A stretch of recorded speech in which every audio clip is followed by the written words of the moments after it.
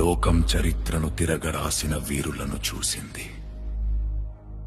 కాని మరణ శాసనాన్ని తిరగరాసిన ఏకైక వీరుడు ఆయన.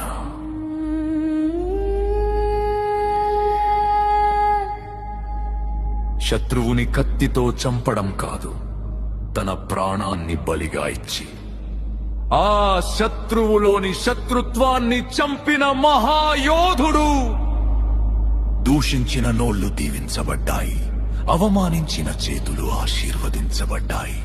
ఎందుకంటే ఆయన సింహాసనంపై కూర్చున్న రాజు మాత్రమే కాదు, ప్రతి గాయాన్ని తన కౌగిలితో మాయం చేసే ప్రేమ సామ్రాజ్య చక్రవర్తి.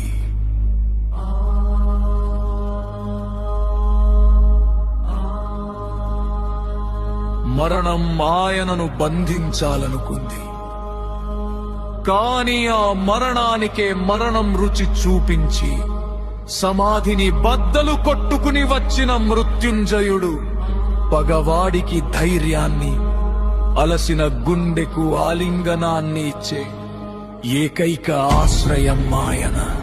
ఆయనే నా సర్వస్వం, ఆయనే నా యేసుక్రీస్తు.